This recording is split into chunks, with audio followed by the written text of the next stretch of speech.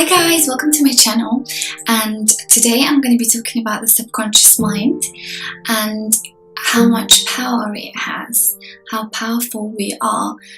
So we have a conscious mind and a subconscious mind. Our conscious mind is only about 10% of our mind, and it's really what we think about on a daily basis, planning, analysing things. So for example, we are going out today, we are going to meet our friend, or I'm going to study today, I'm going to read something today, a short-term memory, remembering what happened yesterday. And this is our conscious mind. But there is a subconscious mind, which is 90% of our minds, and it contains so much more than we can even think about. This is where our long-term memory is, our emotions and our feelings, our intuition, which is one thing that you can achieve, is how to be able to access your intuition once you start meditating and once you start learning how to access your subconscious mind. And this is where your habits, your relationship patterns, your addictions are, beliefs and values, your creativity, imagination.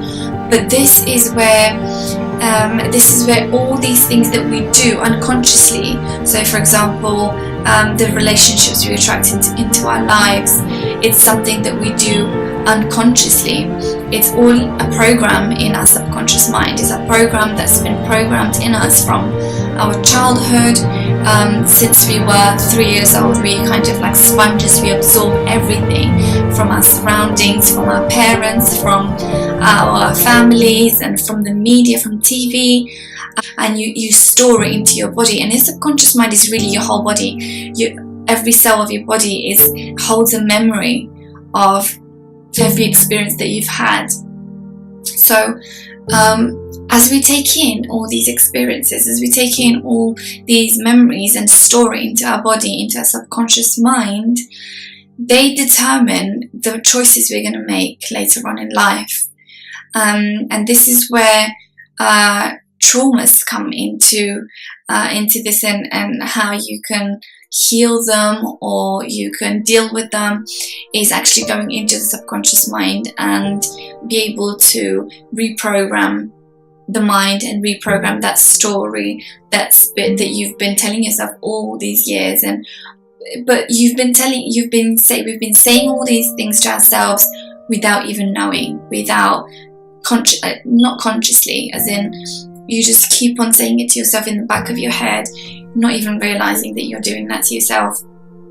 And that's how people become addicted to substances such as alcohol and drugs and other people and shopping and materialism, and keep on buying things. It's an addiction. It's all a program in our subconscious mind that is really difficult to stop, because especially if society thinks that it's a normal thing to do, like drinking alcohol, getting drunk and not being able to control yourself, and it's something that is harmful, and you're not even realizing where it comes from. Where is it? Even if you want to stop smoking or drinking, consciously you want to stop, you don't want to do it anymore, but it's difficult because it's all a subconscious decision that we make. Carl Jung said, until you make the unconscious conscious, it will direct your life and you'll call it fate. So for example, something happens that you don't necessarily like, but it's because of your subconscious mind. You, instead of dealing with that, you just think that's how it's supposed to be, and that's what's supposed to happen in your life, and you're not really making an effort. And that's what happens with people that think fate is something that just happens to them and they have no control over anything that happens to them in their life. But the truth is, we can change all the subconscious beliefs and patterns that we have stored in our subconscious mind. With therapy and with hypnotherapy and neurolinguistic programming, reprogramming the subconscious mind. And the goal of life is to make the unconscious conscious by shining a light into the darkness of your being.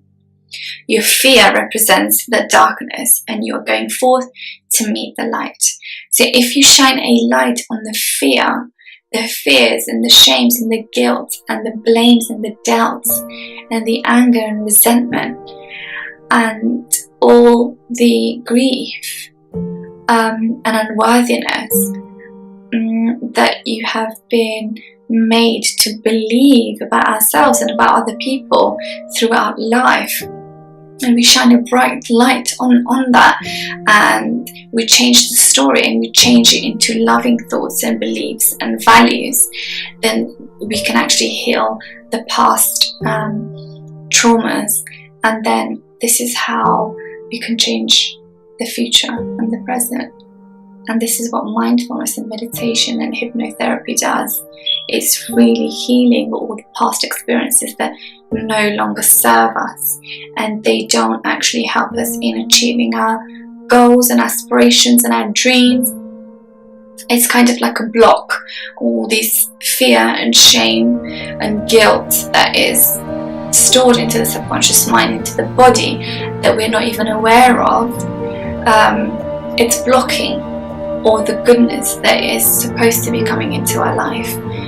But once we deal with all that negativity and all that subconscious belief, negative belief and subconscious limitations that we put on ourselves, we can allow ourselves to receive all the goodness that we deserve to have in this life. Sigmund Freud is a psychologist, and he said, the unconscious continues to influence our behavior and experience, even though we are unaware of these underlying influences. So the subconscious mind influences our every choice and every action and decision that we make, but we don't even know it. It's such a quick decision that we make, and we don't even realize how and when and why we're attracted to certain circumstances and people and places. But it's all because of our subconscious programming.